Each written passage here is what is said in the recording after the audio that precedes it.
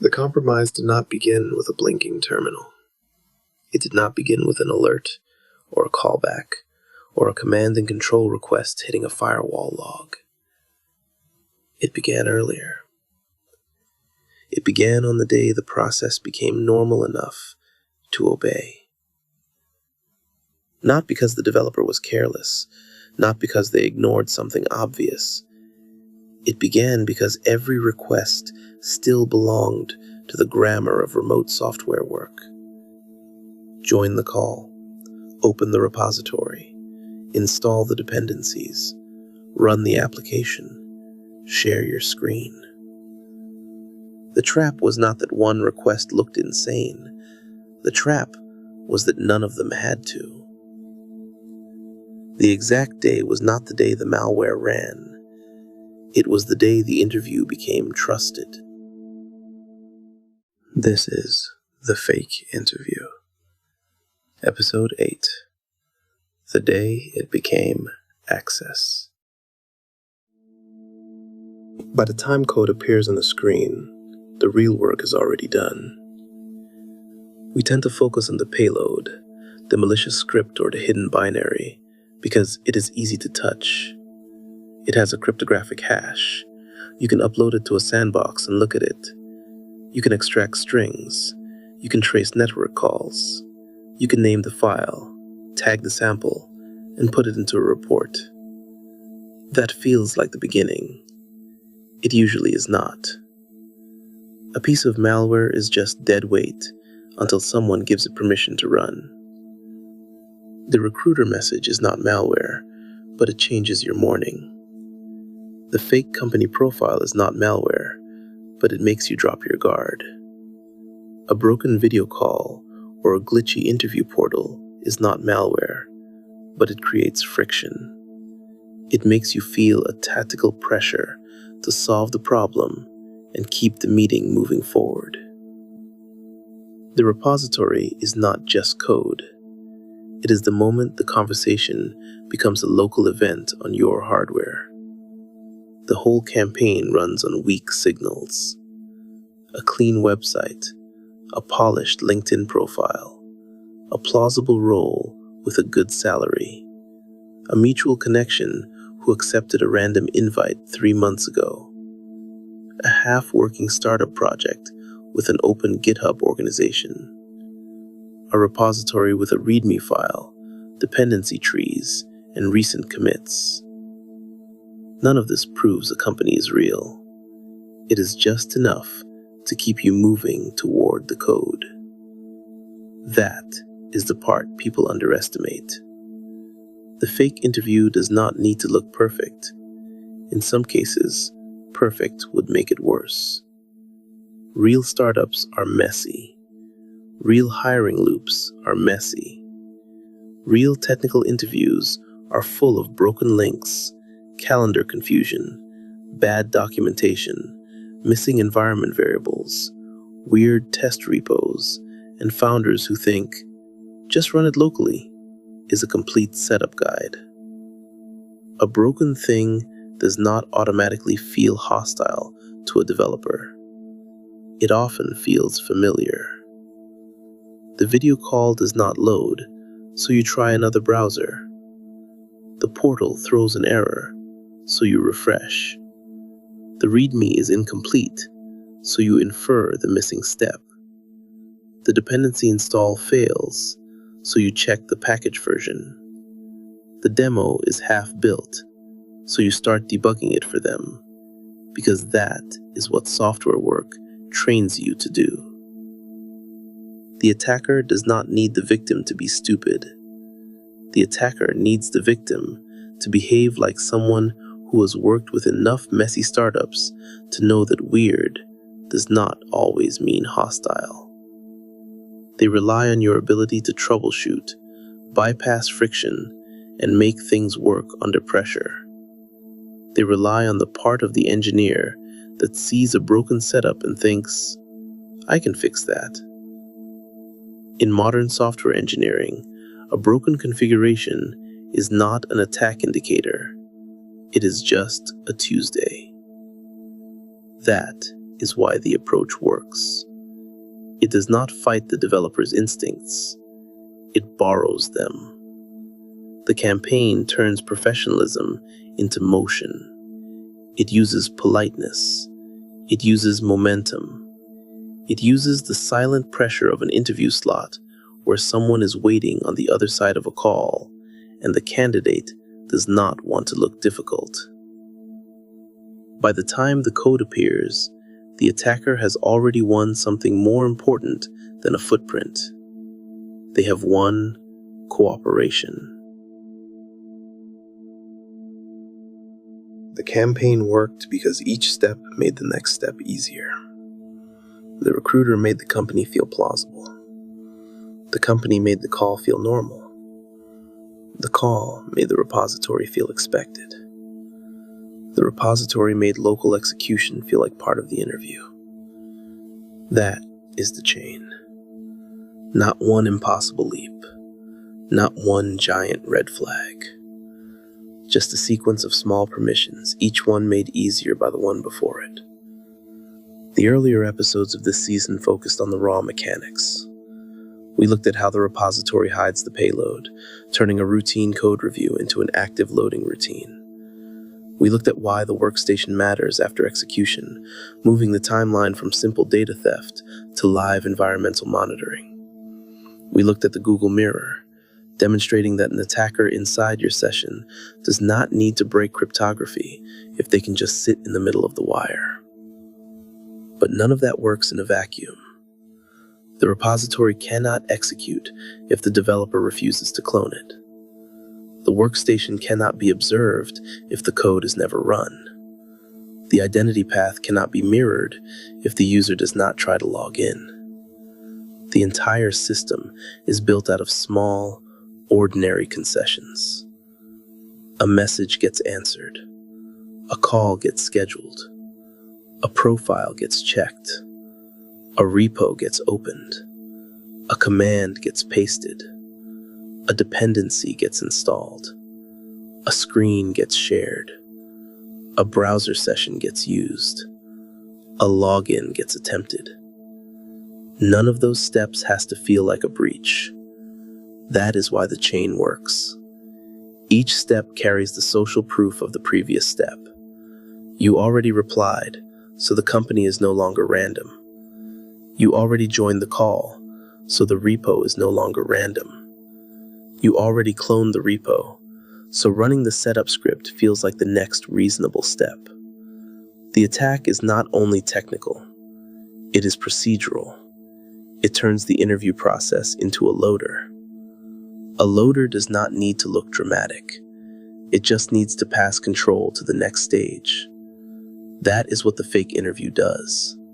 It passes the developer from message to meeting, from meeting to repository, from repository to execution, from execution to workstation, from workstation to identity.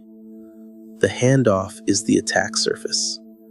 A developer might not run an unknown binary sent in a random direct message. That would feel wrong.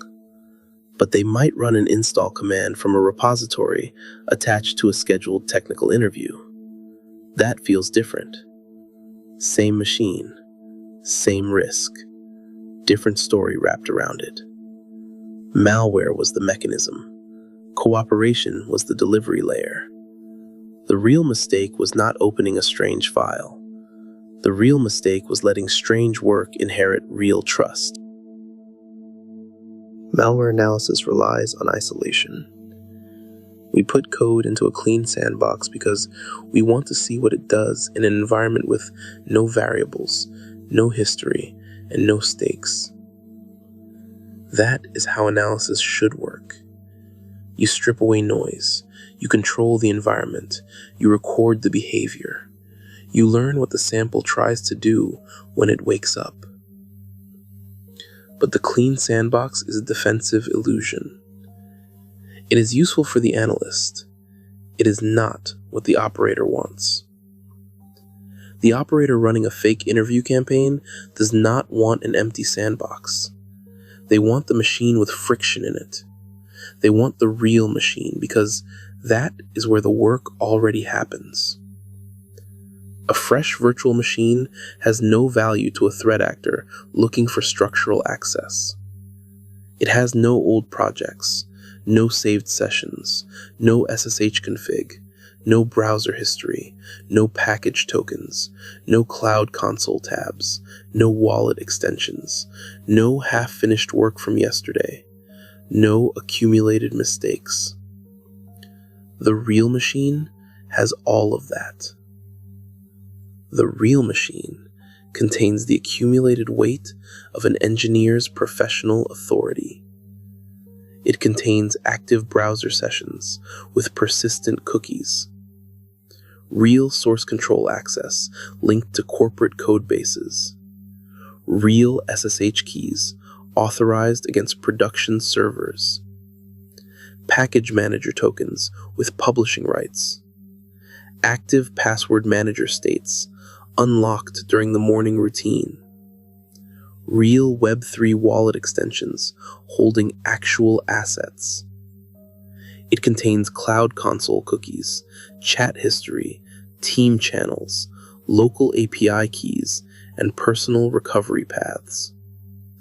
It contains the real mistakes from yesterday that were never cleaned up because someone was rushing to meet a deadline. And every developer knows this machine, not in theory, in muscle memory. The terminal opens in the right directory. The shell history remembers the command you forgot. The SSH alias saves you from typing the full host name. The browser knows which GitHub account you use for work and which one you use for side projects. The password manager unlocks once, then quietly becomes part of the day. Slack is already open. The calendar is already signed in. The cloud console remembers the last project. None of that is exotic. That is the workstation doing its job. The problem is that attackers like useful machines too. The real machine remembers things the developer stopped thinking about. It remembers the GitHub account that stayed logged in because logging in every morning is friction. It remembers the Cloud Console tab that was supposed to be closed after yesterday's deploy. It remembers the Slack workspace where someone pasted a temporary credential during an outage and promised to rotate it later. It remembers the local project with the old environment file, the one that should not matter anymore until it suddenly does. That is why the workstation is valuable. Not because every developer is careless, because working machines accumulate authority as a side effect of work. The shortcuts that make a developer fast also make the machine useful to an attacker. The browser is faster because it remembers. The terminal is faster because history exists. The password manager is faster because it unlocks the day. The repository is faster because credentials are already configured. Speed leaves residue, and fake interviews are built to land inside that residue. A sandbox can show what malware does. A real workstation shows what the developer can reach. When an attacker enters a developer's primary machine, they are not looking at a restricted corporate endpoint. They are entering a node that has been explicitly configured to build, modify, and deploy the organization's code and infrastructure. That distinction matters. A normal endpoint may contain documents, emails, and local application data. A developer workstation can contain build systems, signing material, package registry access, source control permissions, deployment context, secrets from test environments, stale credentials, infrastructure scripts, and the hidden map of how real work gets done. The workstation is not just where code is written. It is where authority is exercised. That is why the machine matters after execution. Not because malware running on any laptop is harmless. It is not. But because malware running on a developer's real workstation, enters an environment already wired into other systems. It does not have to guess everything. The machine tells it where to look. The developer workstation is not just an endpoint. It is a compressed map of the developer's authority. Once you understand the workstation that way, the fake interview stops looking like a simple phishing story.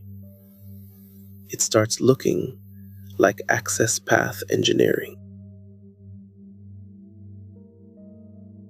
When the compromise moves beyond the local file system, it expands into the trusted paths surrounding the machine. The local implant is just a foothold. The attacker is not only asking, "What password can I steal?" They are asking, "Where does this person's login take me?" That is a different question. A developer's identity does not usually stop at one service. It opens GitHub. It opens Cloud Consoles. It opens Slack. It receives password resets. It approves OAuth prompts. It holds browser sync together. It remembers where work happens, and it often remembers how to get back in. That is why identity matters here. It is not just proof that you are you.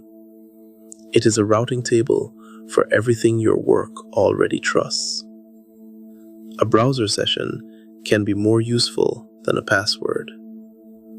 A password is one secret. A session is already accepted. It has already passed the login flow, the device check, the second factor, the remembered browser prompt, the normal location heuristic, and whatever quiet risk scoring sits behind the page. Humans see a logged-in browser and think convenience. Attackers see an already negotiated trust state. That is why a mirrored or controlled identity path changes the shape of the compromise. The operator does not need to brute force the front door if the developer's browser is already standing inside the lobby, holding a badge. GitHub tells them what organizations exist. Email tells them where resets go. Slack tells them what systems people talk about when something breaks. Cloud consoles tell them what projects matter. OAuth prompts tell them which third-party tools are allowed to ask for access. Browser sync tells them what the user carries from machine to machine. Each of these is a route. Not all routes lead to production. Not all routes lead to money. Not all routes lead to secrets. But the attacker does not need every route. They need one that matters. That is why identity is not just authentication. Identity is routing. If an attacker can control or mirror that identity traffic as it crosses the wire, they inherit the full scope of that routing mechanism. They do not need to configure a novel exploit path into an enterprise cloud environment. They can simply use the route the developer has already paved, authenticated, and trusted. This is where the fake interview becomes bigger than the laptop. The laptop is the local foothold. The identity layer is the map. The browser is the vehicle. The interview is the excuse that got all three into the same room. Telling people to be careful is not enough. Careful collapses when the workflow looks normal. The better question is not whether the developer noticed every warning sign. The better question is why untrusted work was allowed to inherit trusted access in the first place. Most teams file this under the wrong problem. They call it recruiting fraud because the first contact looks like hiring. Or they call it endpoint malware because eventually code runs. Both labels are too small. The person is the entry point. The target is what that person can reach. That is why this campaign matters. It is not trying to compromise a random laptop for the joy of owning another random laptop. The internet already has enough of those, apparently. It is trying to land on a developer machine that already has trust attached to it. Source code, sessions, package access, cloud consoles, wallets, chats, recovery paths, and whatever yesterday's emergency left behind. This is not just phishing. It is access path engineering. The fake interview works because modern software work already asks developers to interact with unknown code. Review this repository. Check this dependency. Look at this pull request.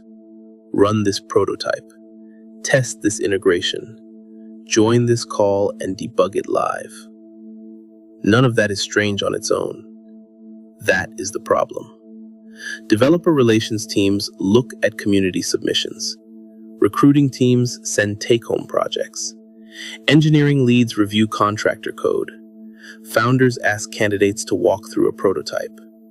Open source maintainers clone things from people they have never met. Freelancers run stranger projects because that is literally the job. The attack hides inside that normal motion. The old perimeter model does not describe this cleanly. The person is not exactly the perimeter. The laptop is not exactly the perimeter. The identity provider is not exactly the perimeter.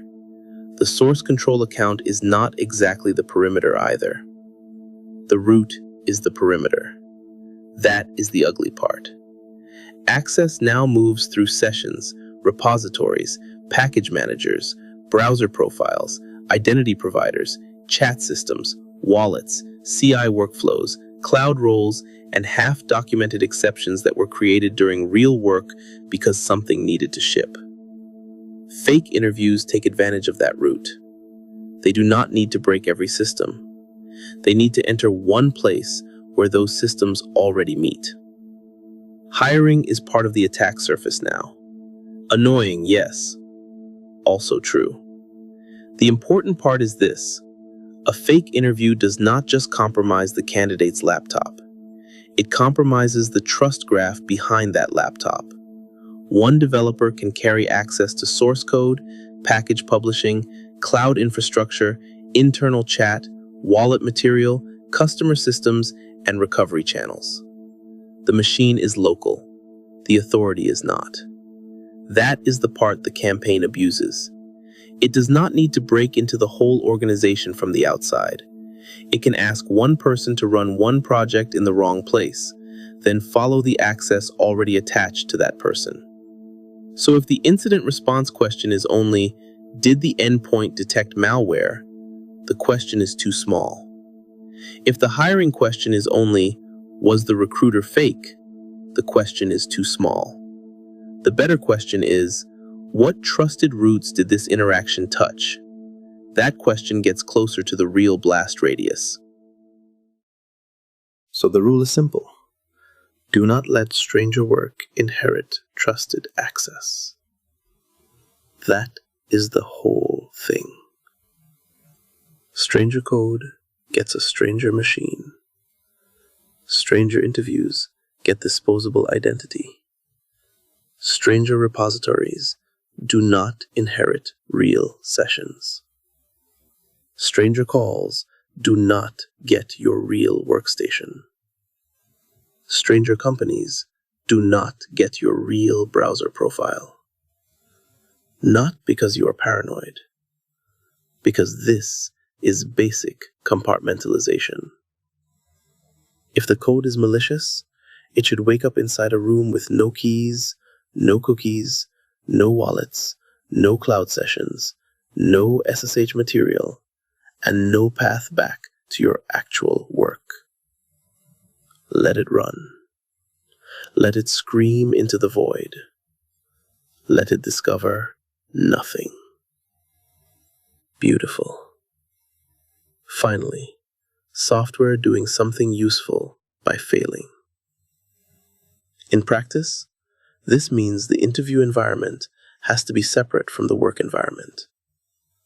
A disposable virtual machine is better than your real laptop. A dedicated secondary machine is better than a VM that shares too much with the host. A clean browser profile is better than the browser where your real life is already logged in. A throwaway GitHub account is better than the account that can touch client repositories, organization secrets, package registries, or production workflows. The same rule applies to identity. Do not test a stranger's interview flow using your primary Google account. Do not unlock your password manager during a screen share session with someone you cannot verify. Do not sign into a cloud console because the interviewer says the demo requires it. Do not connect wallet extensions to test a feature unless the wallet is empty and built for that purpose. If the process requires real trust, the process stops. Or it moves into an environment where real trust does not exist. This does not need to be elegant. It needs to be separate. A dirty interview laptop with nothing on it is ugly, but useful. A disposable VM with no shared clipboard, no mounted host directories, and no saved browser state is ugly, but useful. A browser profile created only for one suspicious workflow is boring, but useful. A throwaway account with no organization membership and no recovery tie to your real email is limited, but useful. That is the point. The box does not have to be beautiful. The box has to be empty. If a repository wants dependencies, give it a box. If the app wants a login, give it a fake one. If the interviewer wants a screen share the disposable environment. If they want you to use your real browser, that is the answer right there. They are asking for the thing they should not need. The goal is not to become paranoid. The goal is to make cooperation cheap to contain. You can still take the call. You can still inspect the repository. You can still run the project. But the project should not inherit your sessions, your keys, your history, your recovery paths, or your authority. The fake interview wants the real machine because the real machine has memory. So do not give it the real machine. Put the interview in a box. Put the identity in a box. Put the browser in a box. Then, if the whole thing turns hostile, the blast radius is boring. And boring is what you want. A compromised, disposable environment is an incident you clean up. A compromised developer workstation is a map. The fake interview is not a singular exploit. It is a long, deliberate sequence of micro-permissions. It works precisely because it breaks the catastrophic event of a full network breach down into a series of minor, low-stakes decisions that mimic the daily routine of software engineering. Each individual step asks for an entirely reasonable permission. Reply to an interesting message. Schedule a brief introductory call. Trust the plausible corporate facade. Clone a standard source repository. Run an ordinary installation routine. Authenticate inside a normal-looking browser flow. Share a desktop screen to explain a bug. Continue moving through the professional onboarding process. No single permission along that timeline feels like a total compromise. That is why the chain works. It exploits the human tendency to look at the immediate step rather than the total vector. The fake interview did not need the developer to make one catastrophic decision. It needed the developer to make a series of ordinary decisions in the wrong environment. The repository was not just a file. The workstation was not just an endpoint.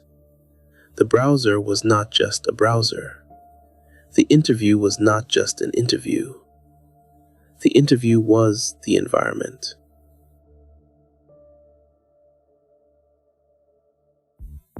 The exact day was not the day the malware ran.